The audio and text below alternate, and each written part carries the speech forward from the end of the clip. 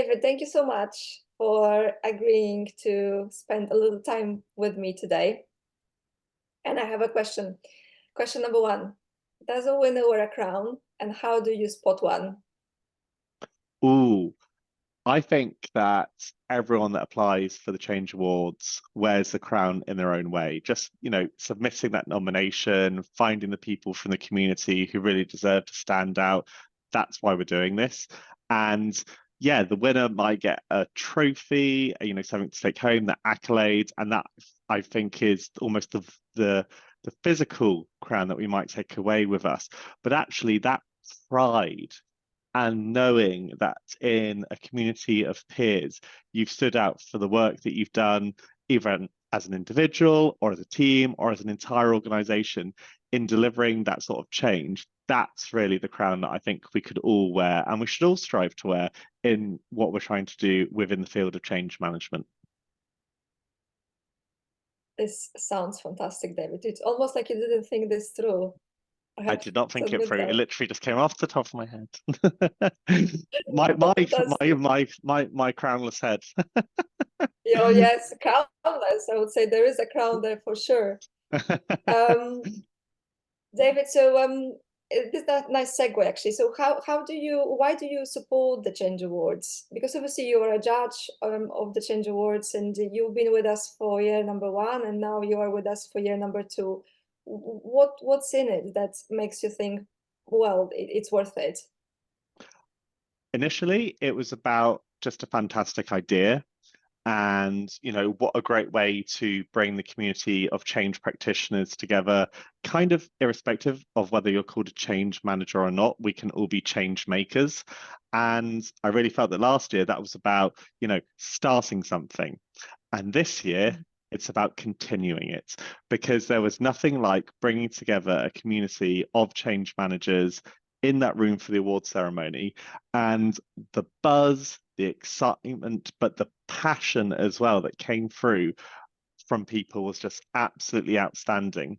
And yes, it might take a bit of time as a judge to read the award entries and then really think about, oh, should it be this one or should it be that one? Sometimes it's very close, but really it's about recognizing the achievement of people, organizations in that change field, because, change relative to other professions, practitioners, we're still a bit younger. There's a bit of a uncertainty about exactly what we do sometimes.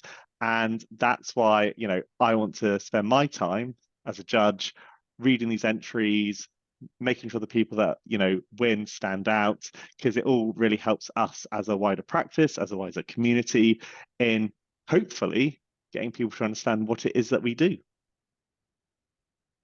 Okay, that's fantastic. And building up on that a little bit, so I always say that because I've done this tiny survey on LinkedIn, and I was asking people three questions, and one of the questions was, do you think you're good enough to apply for an award?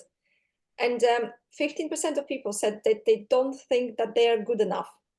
So do you have any advice to those people who think that they are not good enough, given that you're a judge? From your perspective, what can you say? I think that it's I think it's saddening almost to hear that that might be the case, but it almost doesn't matter where you are in your change management or change profession journey. If you're just starting out and you've just completed your first project and you feel it didn't go very well, I would still encourage like anyone who's still taking those lessons learned and working on them towards the next project or program to really understand that we're all doing that all the time. No change initiative, change engagement, change project is perfect. And we're always learning. That's part of what we do as practitioners. We take the lessons learned from the things that didn't go very well or as well as we planned or hoped, and we move them forward to the next project. One thing as a judge that I also really recall vividly from last year was that those applications that stood out were those that had the greatest candor, those that really reflected and talked about what they learned and the feedback that they were taking forward into their next project or program. So if you feel like you might not be good enough because the last change you led actually didn't go very well, that might not mean that at all. It might mean it's just about the pausing, reflecting, and how you're going to take that into the next change. Because why not apply anyway and actually have a whole new experience in itself? That's fantastic. And then with question number 4, then, what keeps you excited about change? Because like whenever you talk about change, change management, organizational change, change in technology, Mm. innovation, these are the subjects that you and I talk quite often about. And what keeps you so excited all the time about that subject? Well, it might sound a bit corny, but at the end of the day, change keeps changing within itself. I work a lot within technology adoption and change management. So, the very big subjects out there, such as artificial intelligence, its adoption and implementation to the workplace environment. These are all really big questions, and how we approach change with that is very sensitive almost, because it can be quite an emotive subject. And therefore, how we deliver change and how we manage change is as important as ever if it's really going to be successful, because we've moved past the point of change, particularly within technology and digital, being about here's your new platform, here's your new application, to potentially introducing something that is actually quite an emotive subject. And that's something where organizations need to maybe, potentially anyway, approach change in a way that they never have before. And then I guess really alongside that, as a change practitioner, yes, I might work more day in, day out with technology adoption and change and support organizations in that remit. But for instance, I'm also working with a charity at the moment, all about the behavior change within communities when it comes to something like water safety. So, as a change manager, what I love and I'm passionate about is how we have such strong transferable skills between, one moment, here's how you get the most out of something to do with Microsoft. And then in the next conversation, and here's how we change a community to make sure that they know what to do if they ever end up in the water, and what's best for them if they are going onto the water to take part in sports. So yeah, I think that's really, for me personally, what I'm excited about at the moment in terms of the field of change, but also personally why I keep talking about change, managing change, helping organizations with change, because, it's ever growing, ever changing within itself. And actually, there's more we can always be doing and learning ourselves. So it's all about the learning, isn't it? Learning curiosity. I love that. And Absolutely. lastly, David, in 30 seconds, what is the future of change management?